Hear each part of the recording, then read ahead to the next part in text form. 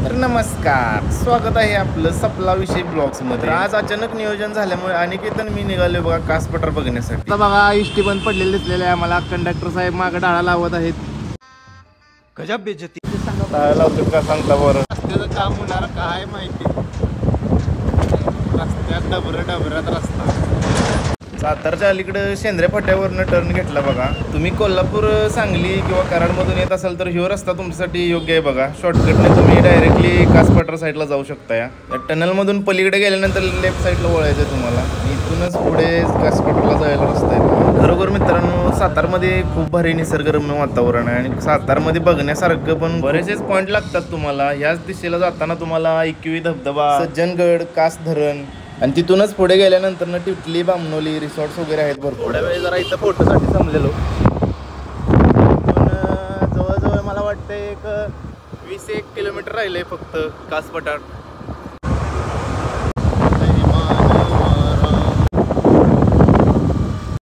माणसांची वर्दळ लई बघायला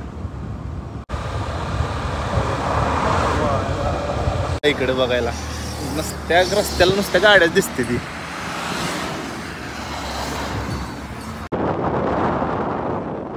आणि कासला जायच्या अगोदर पण बरेचसे पॉईंट आहेत बघा। इथे तुम्ही थांबू शकताय, फोटोशूट वगैरे करू शकताय, पण जरा सांभाळून, कारण इथून दरी डायरेक्ट खोल आहे त्यामुळे कसं भीती आहे, पडलं तर जीव पण जाऊ शकतोय।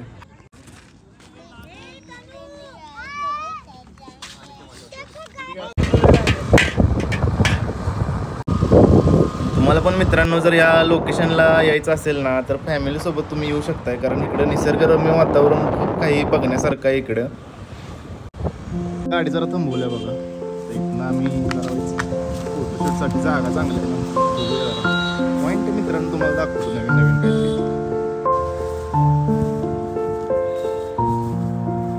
गाडी तिथं उभी केलं बघा, कासला जायच्या अगोदरच बघा सगळी अशी झाडं लागतात।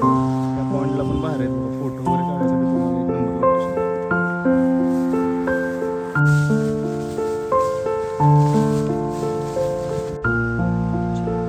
जर स्पॉटला थांबला तर जरा गवतामध्ये काही पण असू शकते, पायाकडे बघत जरा चाला तर उगाच काहीतरी फिरायचं, उगाच कार्यक्रम आहे, उगाच पारे डोसक्याला ताप काहीतरी।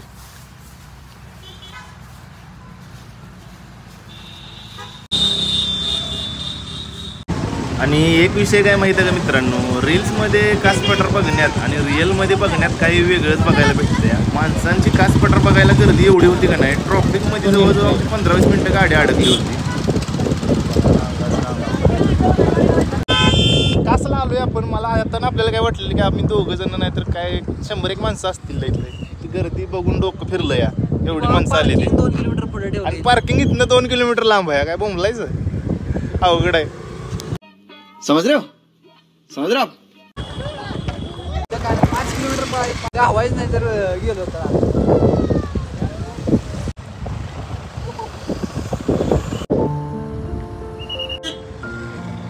बघा कास पठार,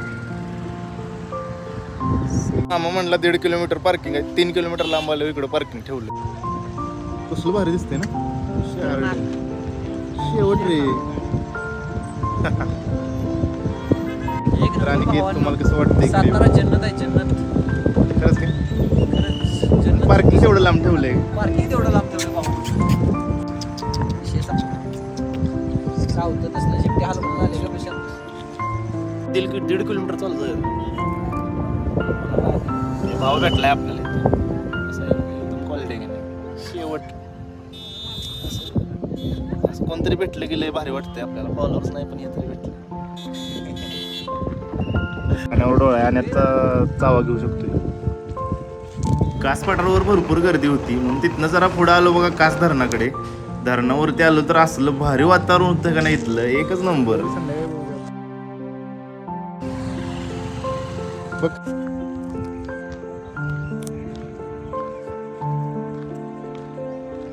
काय म्हणतो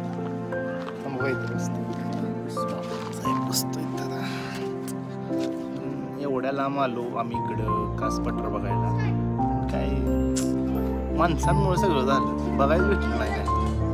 3 किलोमीटर पार्किंग ठेवलं, जायची इच्छा नाही, मागं जायची इच्छाच नाही आणि आज जाऊन तरी काय बघणार पुढे, त्यात काही पॉईंटच नाही। आणि त्यात आणखी काय झालंय, ती फुलं बघण्यासाठी पर पर्सन 150 रुपये तिकीट घेतात. त्यामुळे तुम्ही निसर्गाचा फक्त आनंद घ्या. त्या फुलांच्या मागे लागण्यात गर्दीमध्ये जाऊ नका, काही उपयोग नाहीये.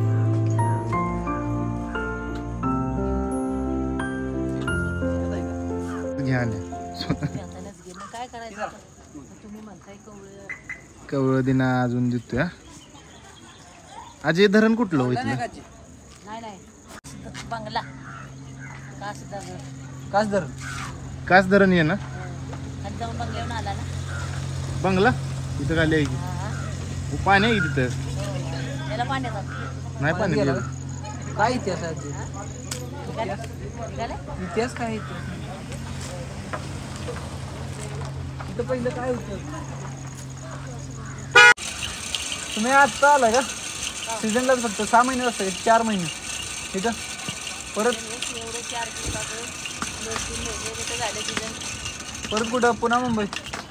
मग गाव कुठलं आहे चौधरी नक्की? रिसॉर्ट, परत आणखीन जलविहार, जलसागर. आलोय आम्ही मुक्कामी 3-4 वेळा आले. जर दिवाळी जातो अजून 2-3 महिन्याने येणार. 2 महिन्यानं दिवाळीत सुट्ट्या तिथं मुक्काम असतो. चौधरी जेवण भारी आहे. काय झालं? तुमचं नाव काय आजी? माझं नाव सुखबाई. सकुबाई आजी आपल्याला इथं भेटले ती.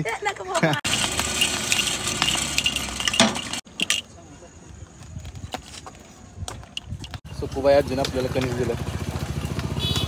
20 रुपयाला आहे. आमचं आम्ही भाजून घेतलं.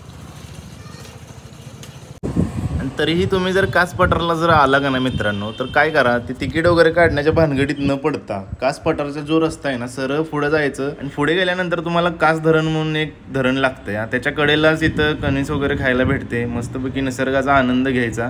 तिथून रिटर्न येताना रिव्हर्समध्ये फुलं बघत यायची. बाहेरच्या बाजूला जी फुलं आहेत तीच आतमध्ये आहेत. त्यामुळं जास्त त्या भानगडीत पडू नका, कारण उगाच तुमचे पैसे वेस्ट जाणार आहेत आणि तुम्हाला ती फुलं वगैरे काय बघायला पण भेटणार नाहीत.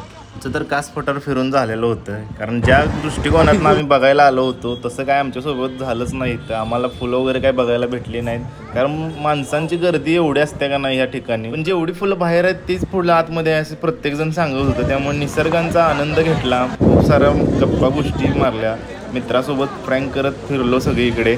मित्रांनो, जर व्हिडिओ आवडला असेल तर व्हिडिओला लाईक करा आणि पेजला आपल्या सबस्क्राईब करायला तेवढं विसरू नका. संपला विषय. बरं बरं. आणि त्याचं बिस्किट, हळूच बिस्किट घे तिथलं. बिस्किट त्यांनाच द्यायचं परत. लक्ष नसतं नाही की बाया. आणि त्याचंच बिस्किट कसं गेल ते रिपोर्ट त्याला कळलं यार.